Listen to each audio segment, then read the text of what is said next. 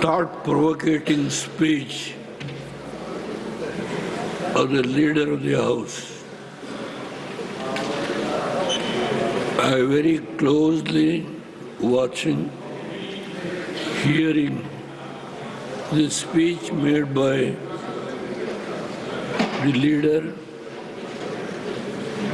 about the reservation and various issues in the last 75 years he brought to the notice of the August House. I am not going to react on these issues. Sir, only one word I appeal to the President and the leader of this House. Now the overall issues on reservation has to be the House itself has to apply its mind what all happened in the past, whether we should give reservation only on the basis of the poverty in this country who are suffering, even with all the reservations what we have given in the past, has not lifted the people who are still suffering 2 square meals a day. On the basis of that, the House should, irrespective of political party consideration, the House should think over reservation should be continued on the same lines what has happened, or only who are suffering with most poverty, the living condition is so bad in the villages. Only that much I can say. If the House thinks over and the leader thinks over, this can be thought over by the Honorable Prime Minister before taking any decision on the reservation. Sir, I don't want to make a long speech. Just I would like to say a few words about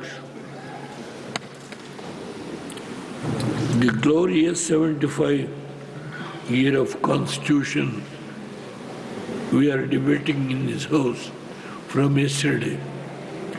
Sir, yesterday I came, the last, when the House was about to rise. I was not keeping well. Your good self has given an opportunity today to speak about this glorious 75 years of the Constitution. Sir, I welcome this discussion to mark the 75 years of adopting the Constitution. The Constitution drafted under the leadership of the great Dr. Ambedkar has withstood various pressures and politics of our time.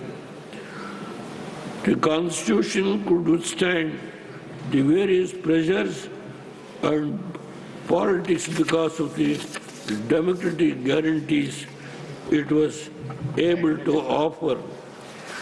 Its great vision was understood by the poor and oppressed of our nation. If they had not seen hope in Dr. Ambedkar's vision, if they had not understood that it is the only savior of the future, they would not have become Ishwar's guardians. It is important to remember that whatever the Constitution has been abused or threatened, the people have punished those who threatened it. The Constitution has meant everything to me.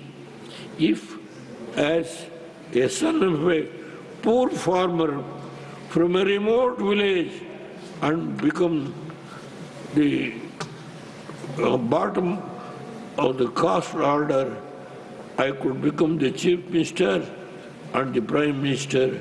It is only because of the constitution made it possible. Sir, when I become the prime minister, whatever corner of our nation I went, people told me that my rise to the top gave them great hope. They thought if any ordinary person like me from an ordinary background can make progress, they too could make progress in this country. The people openly told me that my rise had given them hope in our democracy. Whatever the elite and illustrious Delhi said, whatever conspiracy they hatched, pull me down, how much ever they ridiculed me by my dress, how much they have my language and my accent. People in every corner of India celebrated my rise. For them, it was a celebration of the potential and diversity of this nation. It is therefore, as Prime Minister, I found a great satisfaction in working for the neglected part of our nation.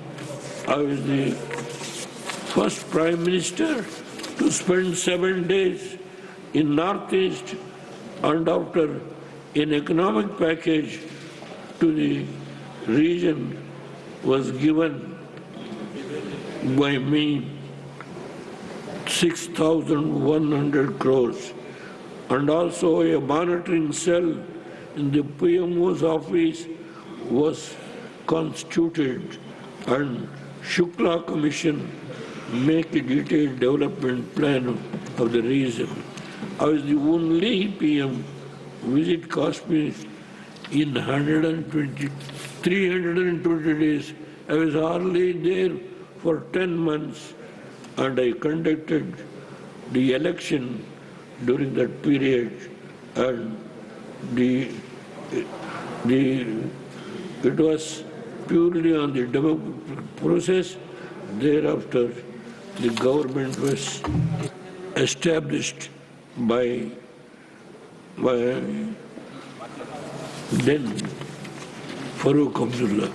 Sir, I would like to recount here what happened 50 years ago when the Constitution was suspended, when the emergency was declared. Nearly the entire political opposition of this nation was sent to jail, and youngsters of this generation do not realize how bad situation was then. I too was sent to jail at that time. When I was put in jail, my father was unable to withstand the mental pressure of the imprisonment, and as a result lost his mental well-being, and eventually he died. This was because to see him created deep fear in him, that those people who goes to him said, your son will not come out of jail, because the emergency was clamped by Madam Indira Gandhi. Earlier, my father has lost 3 sons and his wife due to epidemic. Now, when he lost his mind, I was the only son. He was unable to bear the mental agony during this period. He expired. I was sent to cremate by parole to my village. I don't want to say what all I have suffered during that period. So many people, thousands of people have gone to jail. Several important leaders were kept in jail, and I don't want to say their names. During the emergency period, lakhs of people have gone to jail. Many at that time went to my personal experience for the political belief and democratic values. It is all done for political survival of just one person. Sir, I would like to mention few words. It is during emergency that the nation has realized the liberties and freedoms that the Constitution had guaranteed us. We have one of the finest constitutions in the world. The architecture ensures the balance of power between the various institutional pillars of our democracy. If recognizes our diversity and our federal structure, and at the same time ensure there is enough power at the center to hold everything together. After the end of one-party era in 1997, India has successfully demonstrated the broad coalition could do much more in terms of development and protected our democratic ethos. I ran a coalition of 13 parties for the first time, and the economic record, the democratic credentials of that diverse government I led has been well recognized. I had been well recognized. This was possible because of the letter and spirit of the Constitution. The simple rule I followed was, if you followed the Constitution closely and faithfully, then there was little chance of my government making any mistakes. This, how to remain closer to the word and spirit of the Constitution, is continuous effort. We must never give that effort.